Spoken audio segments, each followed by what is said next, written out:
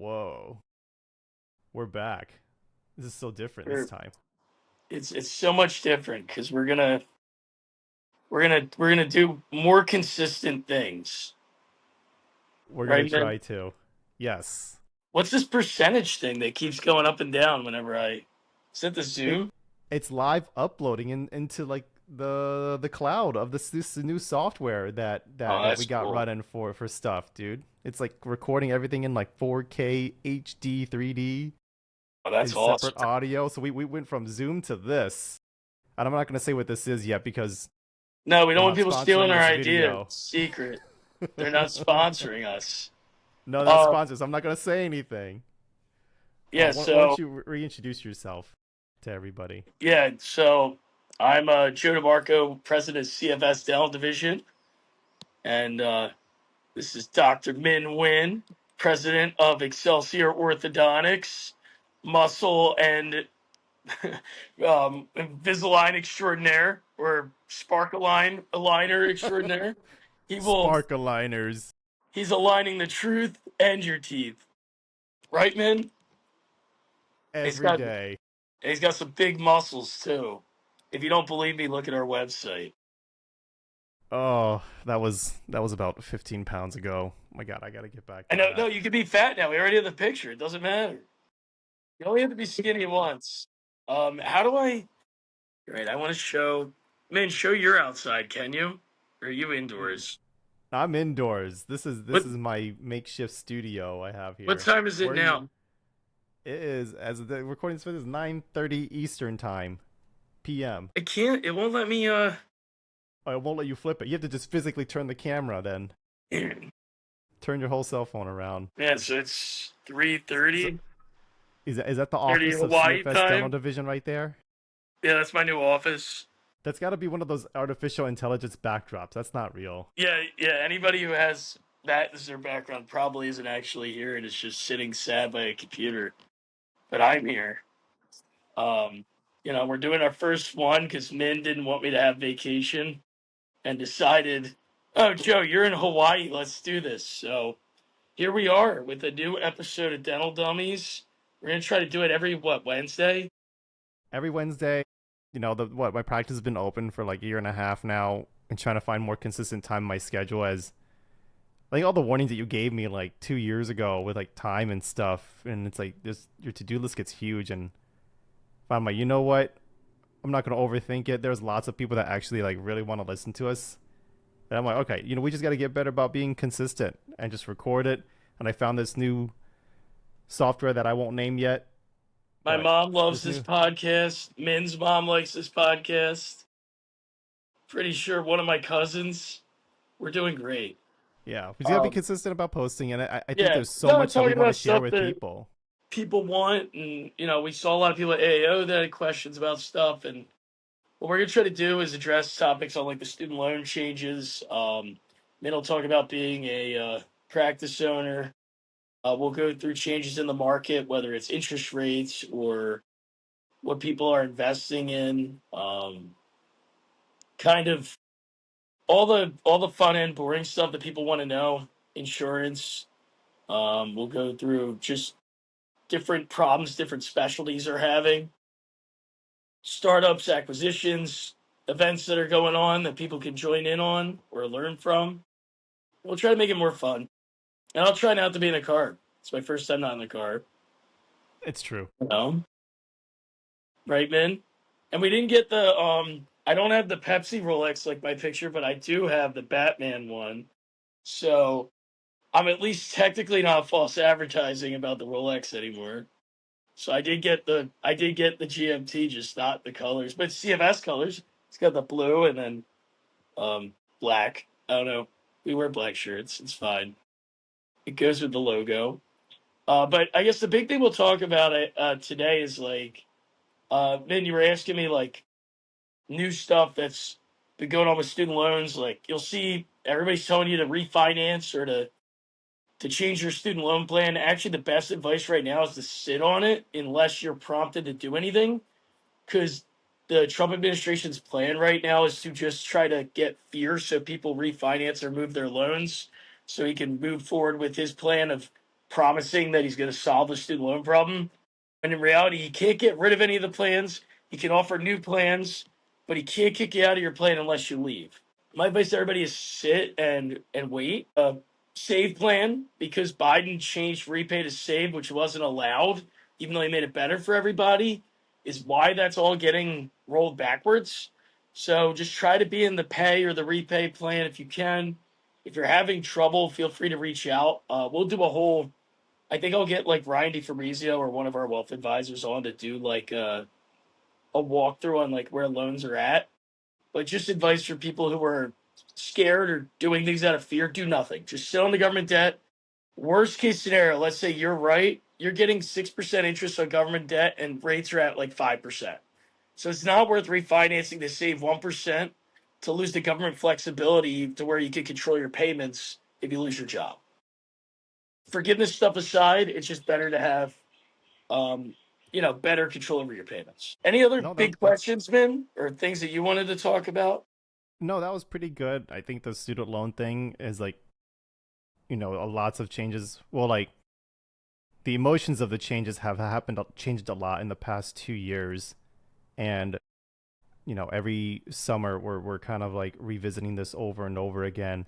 And right now, there's nothing you can do but hold steady. But like Joe said, like the government can't kick you out of any program. Like things have already been signed, and people that are eligible for these really good programs, you're still eligible. It could affect future borrowers, but there's nothing official yet. It's all just normal political talk, just trying to get votes or not votes or whatever it is that they're trying to do. So all you can do right now is hold steady, schedule a consultation with like a student loan planner, which we have, and just to get an idea what your options are, and still live out the rest of your life, and then we'll revisit it. That's all we can do right now. Yeah. No, let's give them another teaser. What about I don't know, like any disability insurance changes, anything like that one, or any stories you want to It's share? gotten less expensive. People who have gotten it in the last 3 years, it's definitely trending downwards.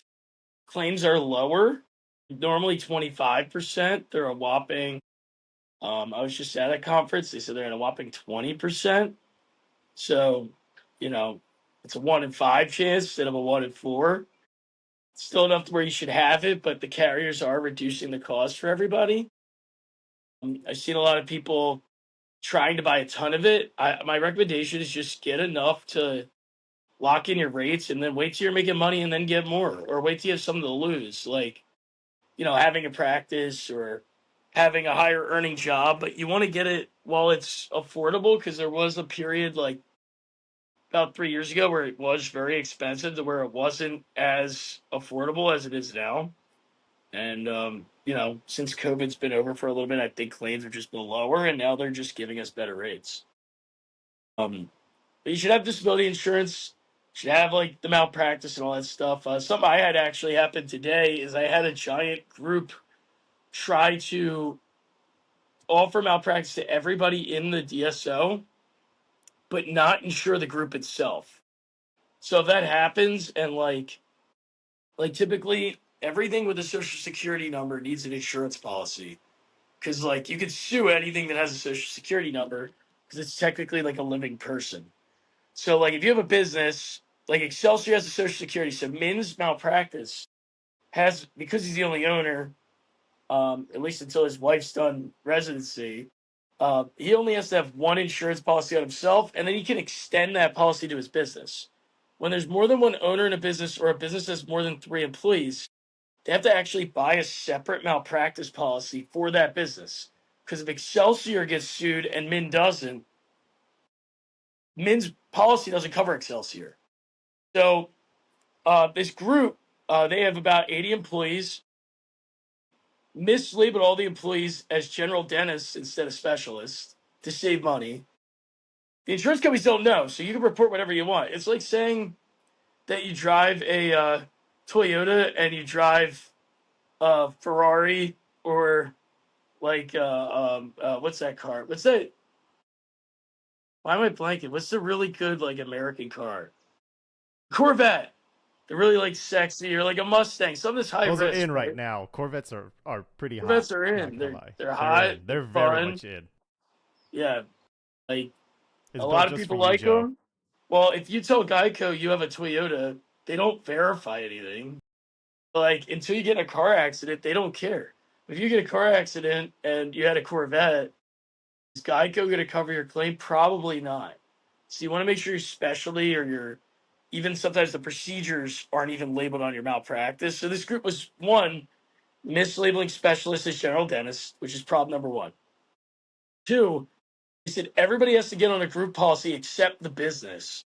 So what that does is if you work for a giant group, the group's going to get sued. If the group doesn't have coverage, they push the lawsuit onto the doctors, and only half the lawsuit's covered, and then it all goes on your record. If for example, a giant DSO runs out of money and you get sued and you lose because they didn't have a lawyer, it's on your record. Who cares if it's on the DSO's record? They expect DSOs to have lawsuits.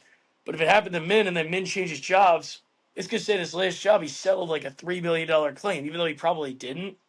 It's going to look like that. So he's going to have either trouble buying insurance, and a ton of money for insurance, which is good for me, but bad for you.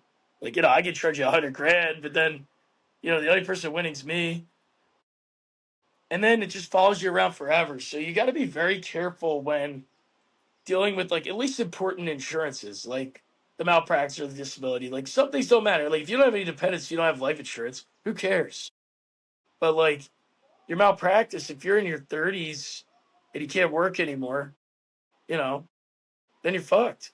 I don't know if you can say that on these things, but whatever. The filter, we have a filter or something. Maybe it'll catch that. I don't know. Maybe, Um, maybe not. Maybe not. It Whatever. doesn't matter. We don't care. We're dirty here, right, man? As dirty as you want it to 50 be. Shades of Men and Joe. That's what it is. I don't think anybody wants those shades. No, they don't. But we're gonna give it to them anyway, one episode at a time. So I do have one story, and it's on this like there's a Facebook group where everyone's just asking, "Hey, I pay X amount for disability policy. Am I better off using that or uh investing the difference?" And people in the comments can be varied. Oh, yeah, I just invest the difference. How much you did this, and then I'm like, then I put my 2 cents in there, and I'm like, well, the idea is like this is something that's going to cover you for something that hopefully will never happen. I hope you never have to go on claim. That's the idea. When you do need the insurance, it's too late. And one doctor actually commented, this doctor did a startup, and within 3 years, she was fully disabled, and she shared it very publicly. Had like 4 kids, 5 kids, went from being a sole doctor type of ownership to an associate clinically run office where she now just works as like more of a manager. She didn't say what her ailment was, but it became fully disabled, and that those claims benefits actually helps her family to this day to make up the difference in her life. And that's something that she's going to anticipate. She was very young, like in her 30s at the time, but yet had to go on claim, and then she's forever on claim. She's totally disabled. So thank goodness she was covered. Well, like Um, let's say you invest the difference. It's only like let's say you buy the most insurance you can. You're paying 3-4 grand a year. It's not gonna cover that much. Like let's say that you're the best investor in the world. You get a 12% return a year. You're not gonna make up like 10 grand a month, 12 grand a month investing the difference. There's no difference to invest. You lose 1% of your income to maybe get 70% if you get hurt or in a bad accident. It's like car insurance. It's just enough of a chance that it'll mess you up that you have to care about it. But odds are it's a waste of money. But you want it to be a waste of money because if you win, that means you got hurt. It's like life insurance. Some people get mad when their term expires. It's like, well, the alternative is you're dead. So you don't really want insurance to have to pay out.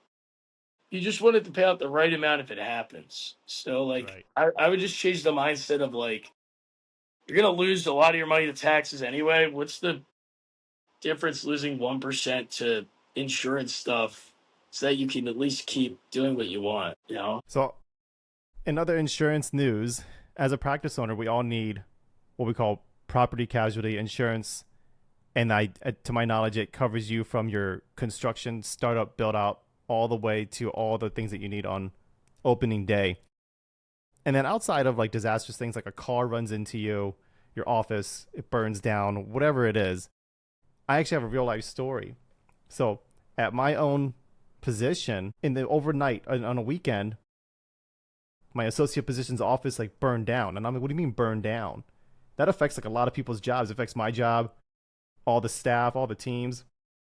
And it turned out it was like a restaurant a couple units over where they were being robbed in the middle of the night. And they lit it on fire as an arsonist. And the fire carried through the ceiling. And the whole front half of the office is like destroyed. So it's a completely blocked off and under renovations and being fixed up. Thank goodness the back half of the office was still clinically acceptable, but now we go from a 20 chair, 24 chair office down to like 8, 10. That's like 3 full-time hygienists, 2, 3 associate doctors, and part-time specialists that come through. Then thank goodness they had other locations to kind of make up the difference, but that was a real life example of something out of their control. But no. And apparently this other business didn't have business insurance, which was, I believe, illegal. Joe, if you want to comment. But no, Yes. they got in trouble. And now so the dentist's office insurance will help them kind of get open as soon as possible, slash get them paid up to things to cover that they need. But now I think that insurance company is now going to go after the original culprit. Am I correct? Yep.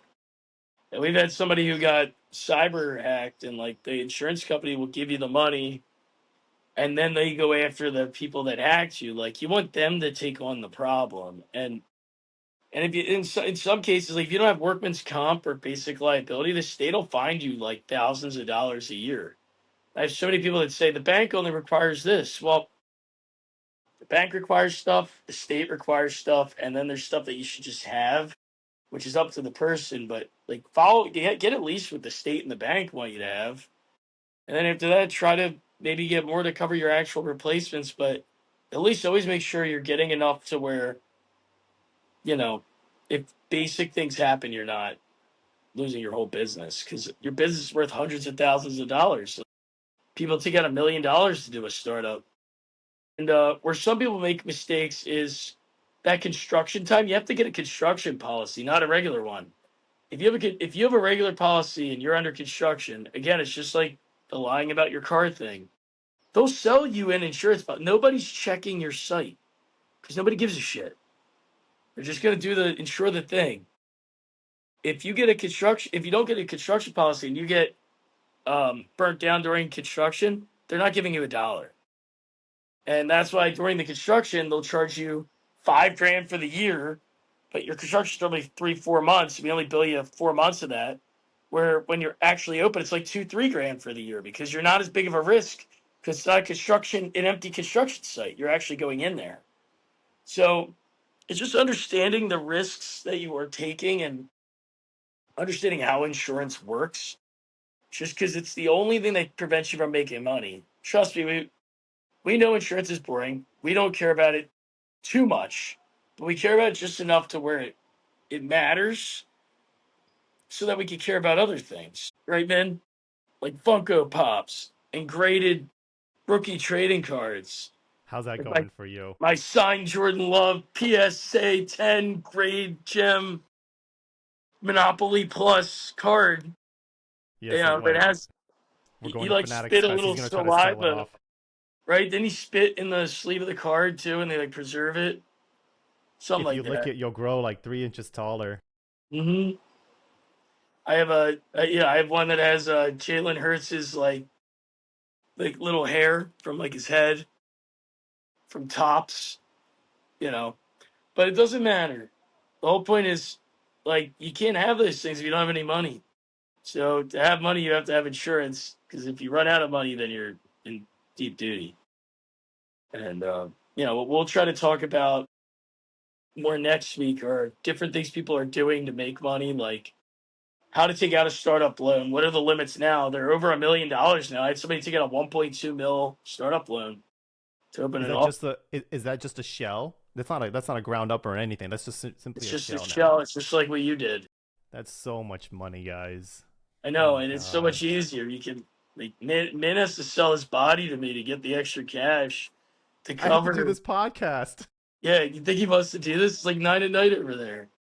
Actually, in all fairness, it was his idea. Um, I but have no other time in the day. like we want to start showing you how to do these things. There's people doing different types of strategies with real estate and investments to save on taxes, ways to build offices that are more cost effective, that cost more but give you a little bit more overhead. We have different marketing strategies like buying keywords. I don't know, man. I don't know if you realize some people what they do is they buy like if they know there's an orthodontist nearby and they're a general dentist, instead of buying like Invisalign or the other words, they will buy just the words like straight teeth because they know you're not going to spend your marketing budget on that, or you're going to spend, or like when you're putting in SEO, people pick different trigger words. Like I had someone just buy Spark because they knew if someone Googles Spark, they're probably the only one in the area doing it. So even though they're going to get less hits, they can make more money because that those people are more likely to see them over like the guy next door. And there's like different strategies that people have just been putting in to do that, to find their spaces, um, to add procedures under their belt, like different CE courses. A lot more people have been like signing up for McCracken's course at the Foundry because they want to do implants instead of some other stuff. Or some people have been doing more of the CE in like California, like for like just veneers and just to add a little bit of value. Like even if you're not a specialist, you have to specialize to make money. Like Speaking of specialists, I don't know how much I went into it with you. But I got to show you some pictures. I'll probably make. I'll give you like a little teaser. But believe it or not, Tamana and I, we enrolled in a 2 year like advanced high level orthodontics course. And after we finished our reader residency, and we're orthodontists, and like yeah, the stuff that we're doing on this one, I'll as we get close to actually taking it, I'll make like the big announcement what it is. But I've never seen smiles like this. Like there's like a handful of doctors that are doing this level type of work, and to have access to this stuff, and I've been going down the rabbit hole the past 3 months. It's unbelievable stuff, and I can't wait to start doing this, man. well, it's It's admin education, man. That's the big part, and it's it's. I remember when you were telling me about it. I actually forgot about it because it's so far out. It's not for like half a year now, right? Something something like like that. that. Yes, it's not for a little bit, but it's really exciting and it adds to your portfolio. It makes you excited. It also is going to get you more revenue because you're going to be better at, you're just going to be better. You're going to have a better niche within orthodontics. Right. Oh. Well, before we get going, how about we'll each share two pieces of advice, Joe. Let's do one dental specific financial advice and one entrepreneurial motivational advice for those other acquisitions that are maybe having a harder time turning it around, and maybe it didn't quite turn out what they expected. And maybe other startups, that's all startup businesses in general, regardless of dental or local pizza shop, all go through really like kind of the same grind. And you're kind of going through that grind a little bit, and I think it's starting to turn around a little bit for you. But what, I Oh, guess again, me? what's one piece of dental financial advice, yeah, and one entrepreneurial advice you want to share with people? Um, so dental advice, or I guess it kind of goes under both, is when you own a business, a big thing you can look into doing if you start hitting a snag. And like I've had a lot of people hit this where they didn't take out enough working capital or they're like kind of stuck at a wall. One is talking to your advisor about getting lines of credit, but two, refinancing your loan. Because when you go into buying a practice, let's say you bought a practice for 500 grand and you grew it to 600, you can pull more equity out of that business through a refinance. Let's say your rate was 4%, now they're 5. Who cares?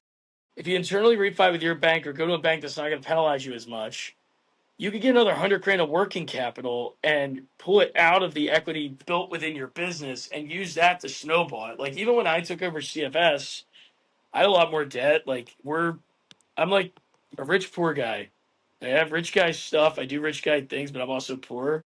And like part of it is I'm reinvesting a lot into the business because I have to keep up. I have to keep up with the big companies. I have to keep up with the shines. I got to do all these bribery events. I have to sponsor things and like show up to things that normally probably wouldn't matter to me, but I know will slowly brainwash you all into remembering my company so that when I'm old and I can't do this as much, it won't matter anymore.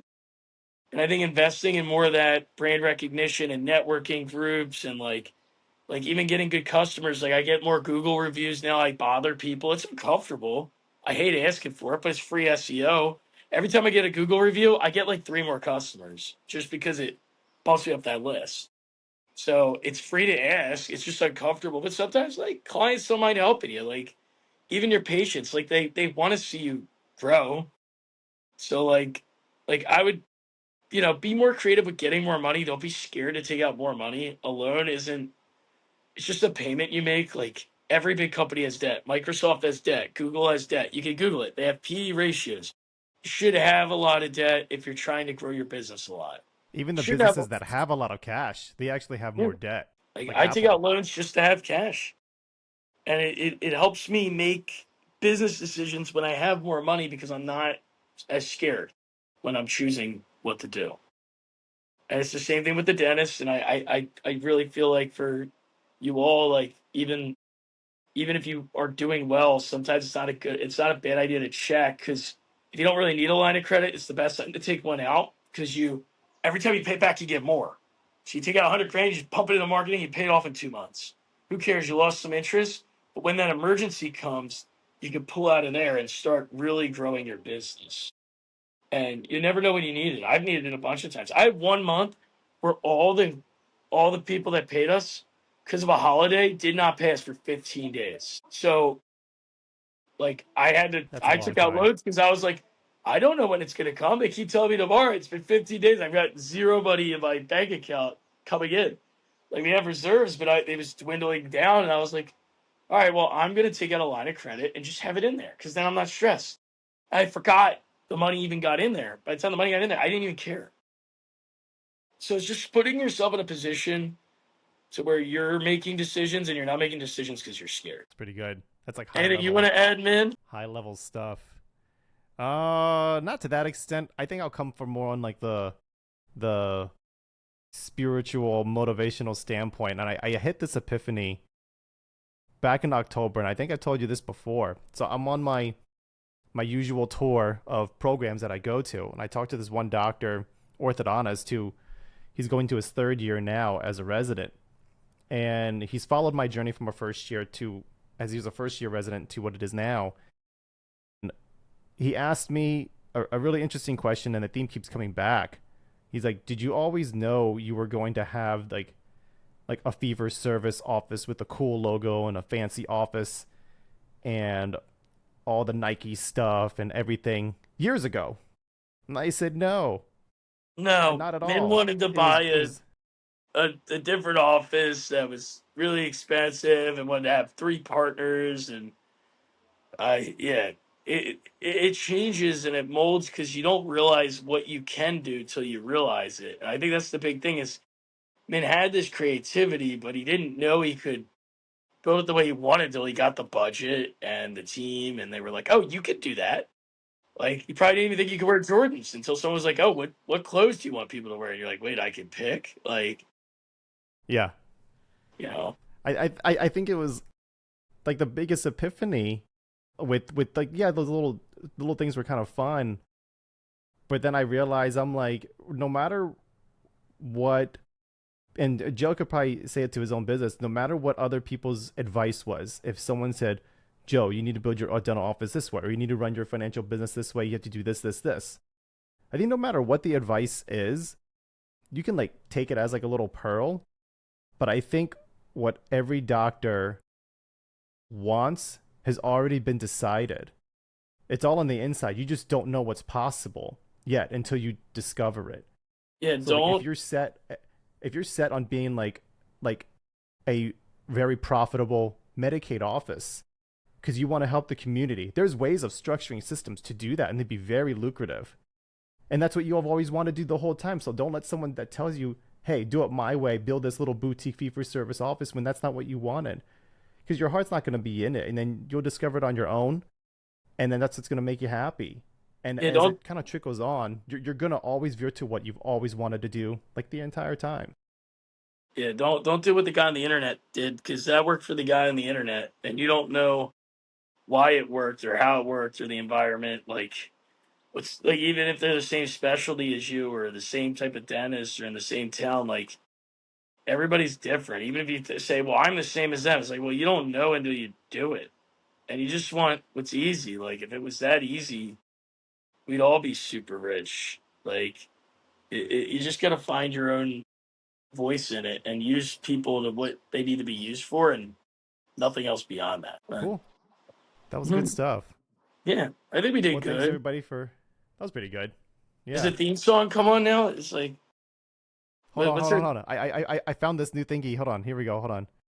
Let's see I here. was, I was I wonder just if you can kidding. hear this one. No, no, we have this thing. Can you hear Yeah. that? It's like, oh, thank you, thank you. Oh my gosh, the audience is just going wild. How long does it go on for? Oh my god, this is a really, really long clip. It's over 30 Yeah, seconds. we had a full audience. Oh, they have Yeah, other stuff. it's Like, Dell Dummies is filmed in front of a live studio audience. That's fun. it is pretty fun. I'm having too much fun with this. I'm glad I got this thing. It's pretty cool. Nah, we'll play with But it no, more yeah, next week. Also, we'll play with this some more. we might need to do Tuesday night or earlier on Wednesday. I have my 14-hour flight next week on We'll Wednesday. aim for. Well, you're gonna rest up on Thursday, probably, huh? No, we'll do it before. I might be dead inside. I don't know what'll happen. I am flying first class back, so I should be fine. Rich people problems. Oh, But my yeah, I'm first sure class flight was just too long on this plane. On there's my some little throne over orphan here. boy that massages my feet while I'm flying back, so I should be fine. But we'll try to do like the day or two before, just next week. I'm normally good on All right, Wednesday. cool. Well, All right, thank you, normally will man. be Wednesday. Next week might be Tuesday. But thanks Yeah, everybody. Stay on the lookout for more episodes, more clips. No, it'll be. I'm excited. See you me guys soon. too. See ya.